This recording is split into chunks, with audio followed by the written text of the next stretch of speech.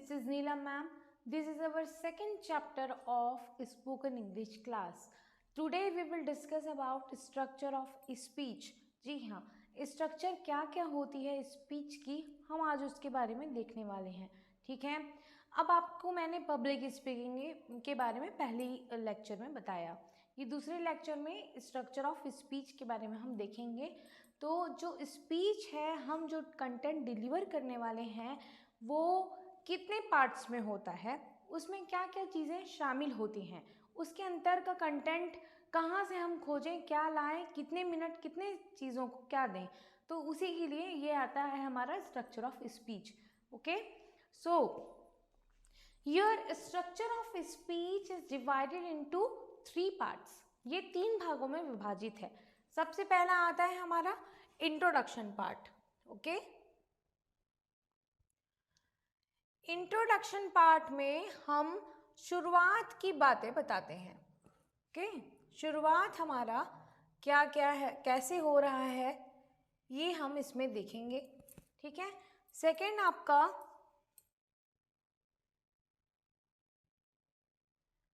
Main body part आ जाता है. ये आपका मध्य का हिस्सा है. ठीक है, अब थर्ड वन आपका आ जाता है कंक्लूजन वाला पार्ट. कंक्लूजन दैट मीन्स आपका अंत कैसा है ना. देखिए, अगर आपको समय दिया जा रहा है आपके भाषण के लिए, स्पीच के लिए 10 मिनट का, अगर आपको 10 मिनट का समय दिया जा रहा है तो इस समय को ऐसे डिवाइड कीजिए कि आपका 1 से 2 मिनट तक आपका इंट्रोडक्शन रहेगा, फिर 5 से 6 मिनट तक आपका जो रहेगा मध्य का पार्ट रहेगा, और आपका फिर से 2 से 3 मिनट का आपका क्या रहेगा, कंक्लूजन वाला पार्ट रहेगा, या 1 से 2 मिनट 3 मिनट तक जा सकता है कंक्लूजन वाला पार्ट. ओके, अगर हम परसेंटेज वाइज बात करें, if you will talk about percentage basis, so we will divide the percentage like this. If this is your 100%, so your introduction part will take 20%, and this one is your 50 to 80%, and this one is your 20% again.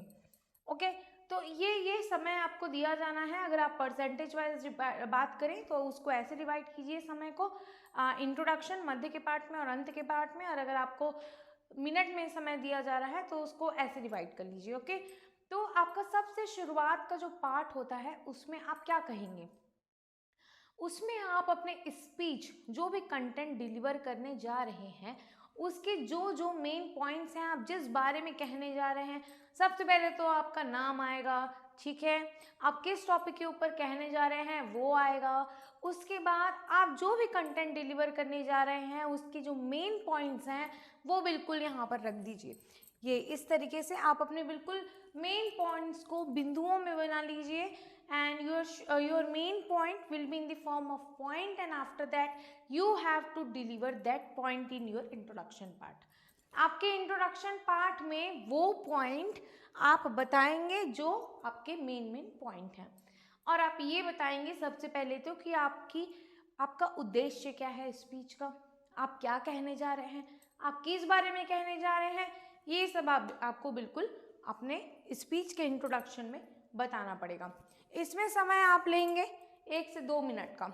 Suppose your speech is of 10 minute, so you will take 1 to 2 minute for the introduction. Again now will come to main body part, मध्य के part की तरफ आते हैं. तो अब इसमें आपका मेन मोटिव है, मतलब जो आपका मेन बॉडी पार्ट है ना, जैसे कि आपका जो भी आप कहना चाहते हैं उन बातों को आप पैराग्राफ के सेंस में डिवाइड कर लीजिए.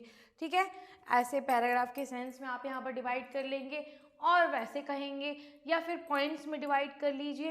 इन बातों का ध्यान रखिए कि आपका ना ही तो इंट्रोडक्शन बोरिंग होना चाहिए, ना ही मेन बॉडी पार्ट बोरिंग होना चाहिए, ना ही अंत का पार्ट बोरिंग होना चाहिए.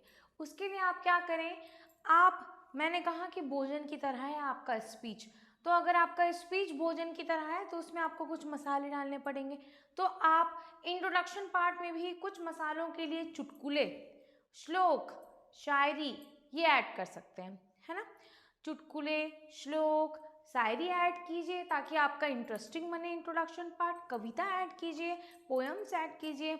आप मध्य पार्ट में भी सेम वही काम कर सकते हैं और आप अंत के पार्ट में भी सेम वही काम कर सकते हैं। ठीक है, बिल्कुल बोझिल नहीं लगना चाहिए आपका जो स्पीच आप डिलीवर करने वाले हैं, और जो आपके श्रोता हैं वो बिल्कुल आपको बोर नहीं करना है आपको उनको, ना ही वो आपसे बोर होने चाहिए। ठीक है, अब क्या है कि be interactive with your audience. First of all be interactive with your audience. आपकी ऑडियंस कैसी है, इससे उनसे हमेशा आप बातचीत करते रहिए, उनसे हमेशा वार्तालाप के साथ में आप अपना स्पीच डिलीवर कीजिए, अदरवाइज ये वन वे कम्युनिकेशन हो जाएगा। ठीक है, आपको उनके साथ लाइव वेबिनार सेमिनार टाइप आपको बिल्कुल उनके साथ में डिस्कस करते हुए अपना कंटेंट डिलीवर करना है, अपना भोजन परोसना है। अब देखते हैं हम कंक्लूजन का पार्ट आता है, ये बिल्कुल अंत का पार्ट है। तो कुछ लोग ऐसे होते हैं जो अंत का जो पार्ट होता है उसको बहुत ही मतलब हास्यपूर्ण तरीके से अंत करते हैं, है ना। कुछ लोग क्या होते हैं बिल्कुल भावुक कर देते हैं लोगों को इतना अधिक भावुक कर देते हैं कि उनके हाथ भी नहीं उठते हैं ताली बजाने के लिए, है ना, इतने अधिक भी भावुक हो जाते हैं। जो एक्सपर्ट हो जाते हैं इस फील्ड में, स्पीच देने की फील्ड में, वो लोग अपने ऑडियंस को भावुक कर सकते हैं। लेकिन मैं तो कहूँगी कि जो नए स्पीकर्स हैं वो बिल्कुल ये कोशिश ना करें ताकि उनका मजाक बन जाए। कभी कभी क्या होता है उल्टा हो जाता है ना। और एक होता है हास्यपूर्ण तरीके से, मतलब लोगों को हंसा कर हमने भाषण का अंत किया। जैसे कि हमारा है eye flu infection. Okay, so my topic is an eye flu infection, how to fight against eye flu, and so we will discuss about eye flu. Okay, so our main topic is eye flu, and we have to take care about the precautions of eye flu, right. During corona we have so many days lockdown, right. So that's why we have suffered so many problems in our daily life, and so many we had faced so many problems, we had tackled so many situations, and our education system was badly affected during during the pandemic situation of corona. Because of corona our all system got affected very badly, and that's why we should fight against eye flu infection again. If we will do lockdown against eye flu infection, so what will happen to our future, what will happen to our youth? So we have to fight against eye flu infection rather than we should do lockdown because of eye flu infection. So we should follow the precautions, we should wash our hands time to time, and we should fight against the infection of eye flu. Why? Because during the pandemic situation of corona we have suffered a lot, and we have faced a lot of issues, not only in our body but only in our education system. Our mental ability got badly affected, so that's why we have to fight again eye flu infection. We should not do lockdown and all, we should not close all the schools and all the hospitals and all the services. We should not close anything, and we should fight against eye flu infection. If we will close all the schools and hospitals and all the public places, what will happen again? The stress will come again, the education system will get affected very badly again. So this should not happen, and we will not let this happen. So we will fight against corona. So topic my aim my aim is to speak behind this topic is just only that we should fight against eye flu infection, and we should not we should not close schools and hospital. So thank you so much. इस type की आपकी speech होगी। मैंने अभी आई flu infection के ऊपर आपको speech देकर बताया कि आपको स्पीच कैसे डिलीवर करनी है, एक नमूना मैंने आपके सामने पेश किया। इस तरीके से ही आप लोग को स्पीच अपनी डिलीवर करनी है, लोगों को इतना भावुक करना है, अपनी बातों में डुबोना है कि वो लास्ट तक आपकी बातें बिल्कुल ध्यान से सुने, और जो अंत का पार्ट होता है उसे ही आपके श्रोता घर तक लेकर जाते हैं। वो और कुछ भी लेकर नहीं जाएंगे, बस जो अंत का पार्ट होगा उसे ही अपने घर में अपने साथ लेकर जाएंगे। तो जो आपके कंक्लूजन का पार्ट है उसमें आप पूरा सार कह दीजिए, आप क्या कहना चाहते हैं, आपके स्पीच का कंक्लूजन क्या है, अंत क्या है, आपका क्या डिसीजन है, लोगों का क्या डिसीजन है, इसको बिल्कुल अच्छे से क्लैरिफाई कर दीजिएगा। ओके, चलिए। So this is your structure of speech. मैंने बताया कि कैसे आपको अपने स्ट्रक्चर ऑफ स्पीच को 3 भागों में बांटना है, introduction, main body part and conclusion part. And after that you have to divide the time also. You have to give 1 to 2 or 20% in for the introduction part, and after that you have to give 50 to 60% for the main body part, and after that you have to give 10 to 20% for the conclusion part. Okay, like this your speech will cover all the 10 minutes or all the 100% of your time, and after that you have to deliver successful speech like this. ठीक है, sir का पैर यहाँ बोल दिए, ये बोल दिए, वो बोल दिए, ऐसा नहीं करना है। देखिए, शुरुआत में आप थोड़े अच्छे छोटे छोटे टॉपिक्स लीजिए। इंट्रोडक्शन में तो आप कुछ कहने नहीं वाले। जो मेन बॉडी पार्ट है उसी में लोग फंसते हैं अधिकतर।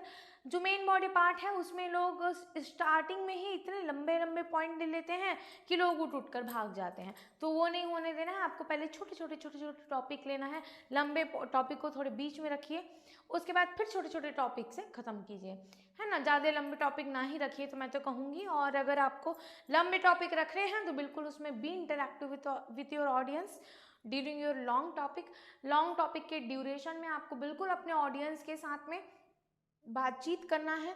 बी क्वेश्चनर, आपको क्वेश्चन पूछते रहना है, उनसे भी उनको भी बिल्कुल समझ में आना चाहिए। इस तरीके से आप अपने स्पीच को बिल्कुल अच्छे से आसान शब्दों में और बिल्कुल टाइम कवरेज करते हुए बिल्कुल अच्छे से डिलीवर कर सकते हैं। ओके, अब हम देखते हैं कि अब हमारा स्पीच है तो इसके भी और 3 कंटेंट हैं।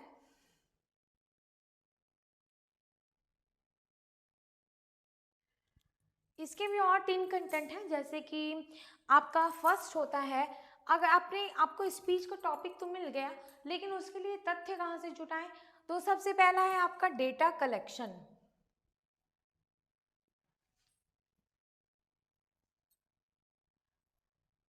मतलब आप कहाँ से डेटा कलेक्ट करेंगे। आप न्यूज़पेपर से डेटा कलेक्ट कर सकते हैं, आप आर्टिकल से डेटा कलेक्ट कर सकते हैं, आप कहाँ से।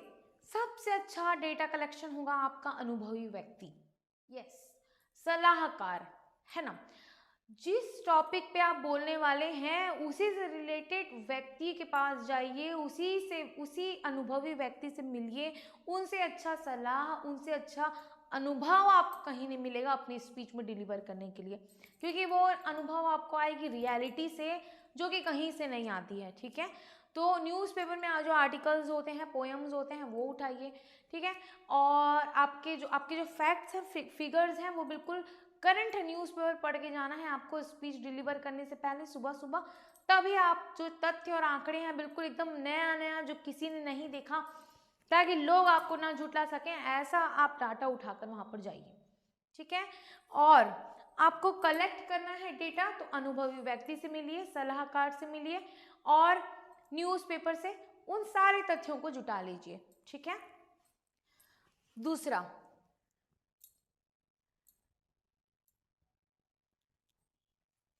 Data selection. अब आपने डेटा कलेक्ट तो कर लिया, अब डेटा को सेलेक्ट करने का पारी आया, है ना। देखिए, आपका बहुत सारे कंटेंट है आपके, लेकिन आप सभी को तो डिलीवर नहीं कर सकते। लोग कुछ में से बोर भी हो सकते हैं, तो उसमें से कट आउट कर लीजिए, मतलब छांट लीजिए कि कौन से आपको डिलीवर करने हैं अभी और कौन से आपको बाद में डिलीवर करने हैं। तो उस हिसाब से आप अपने कंटेंट को सेलेक्ट कर लीजिए कि आपको कैसे कैसे किन किन चीज़ों को लेना है। तीसरा,